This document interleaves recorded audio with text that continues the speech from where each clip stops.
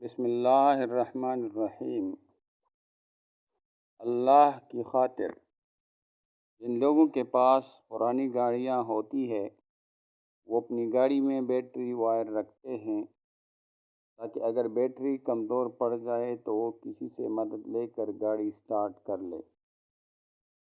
ایک صاحب نے بھی اپنی گاڑی میں اسی طرح سیاہ و سرخ مائنس پلس دو وائر رکھے ہوئے تھے۔ امارات میں ایک انڈین عالم دین احمد سراج صاحب کافی وقت یہاں رہ کر گئے ہیں۔ وہ بتا رہے تھے کہ جب اس شخص سے ملاقات ہوئی تو مجھے کہنے لگے کہ بیٹری تو ٹھیک ہے مگر میں نے احتیاطاً وائر رکھ لیا ہے کہ کہیں مجھے اس کی ضرورت نہ پڑ جائے۔ مولانا احمد سراج صاحب نے کہا، آپ کو ایک ترکیب نہ بتا دوں جس سے یہ وائر جب تک آپ کی گاڑی میں پڑا رہے گا آپ کو ثواب ملتا رہے گا؟ پوچھا، وہ کیا؟ مولانا نے جواب دیا، بجائے اس نیت کے کہ کبھی آپ کو ضرورت پڑ سکتی ہے، یہ نیت کر لے کہ ہو سکتا ہے کہ کسی دوسرے کو اس کی ضرورت پڑ جائے۔ اس سے یہ ہوگا کہ وائر تو آپ بھی استعمال کریں گے مگر کسی دوسرے کی مدد کی نیت کی وجہ سے آپ کے کھاتے میں ثواب اس وقت تک لکھا جاتا رہے گا جب تک یہ وائر آپ کی گاڑی میں موجود رہے گا۔ مدینہ طیبہ میں ایک صحابی رسول صلی اللہ علیہ وآلہ وسلم نے اپنے گھر کے کمرے میں روشن دان بنوایا۔ ایک دوسرے صحابی کے پوچھنے پر بتایا کہ تازہ ہوا اور روشنی کی خاطر بنوایا ہے۔ انہوں نے فرمایا، اگر نیت یہ کر لے یہاں سے اذان کی آواز آئے گی تو ثواب ملتا رہے گا، رہی تازہ ہوا اور روشنی تو وہ تو ویسے بھی آتی رہے گی۔ امارات کی ایک خاتون جواہرہ جنہوں نے ایک ٹرک ڈرائیور کی جان بچائی تھی جو حادثہ کے بعد آگ میں جل رہا تھا، جواہرہ کو چند گھنٹوں میں وہ شہرت ملی جس کا شاید انہوں نے کبھی تصور بھی نہ کیا ہو۔ اعزازات، انٹرویوز اور ویڈیو کلپس کا سلسلہ تا دیر جاری رہا۔ ان کا تعلق عجمان ریاست سے ہے۔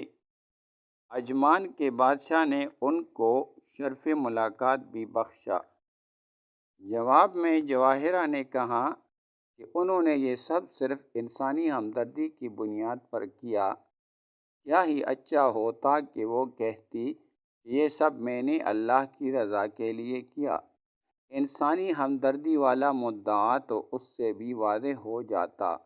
یاد رہے کہ ٹرک ڈرائیور غیر مسلم تھا اور اللہ کی خاطر جیسے الفاظ سن کر وہ کم از کم ایک بار تو سوچنے پر مجبور ہوتا کہ مسلمان یہ سب کچھ اللہ اپنے رب کی خاطر کیا کرتے ہیں۔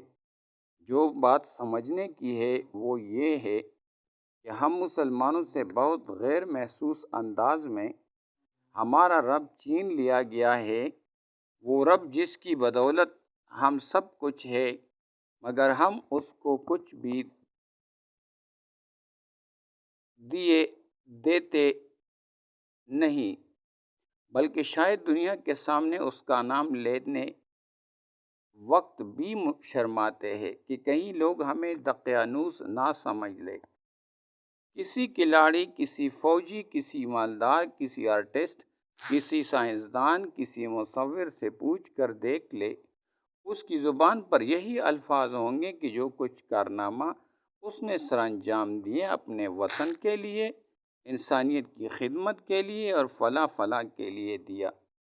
جبکہ حقیقت یہ ہے کہ مسلمان تو ہر کام اللہ کی رضا جوئی کی خاطر کرتا ہے۔ اللہ تو ہمارا مرکز محبت ہے۔ وہ کہتا ہے، اور جو ایمان والے ہیں وہ تو اللہ سے شدید محبت رکھتے ہیں۔ اللہ نے خود اپنے نبی صلی اللہ علیہ وآلہ وسلم سے فرمایا، اے نبی صلی اللہ علیہ وآلہ وسلم، آپ کہہ دیجئے کہ میری نماز، میری قربانی، میرا جینا اور میرا مرنا سب اللہ رب العالمین کے لیے ہے۔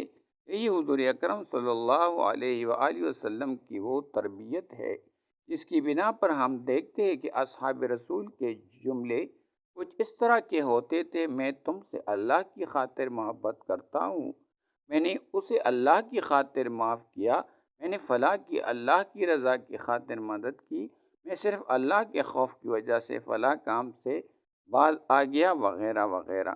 کبھی کسی نے غور کیا کہ مسلمانوں کی زبانوں سے اس طرح کے فقرے کیوں کر غائب ہو گئے؟ اگر نہیں معلوم تو سن تو ہے ہی بے نیاز، اسے کیا پڑی کہ بندوں کے پیچھے بھاگے، جبکہ بندوں نے ایک دن بھاگ کر اسی کے قدموں میں پڑنا ہے۔ منقول۔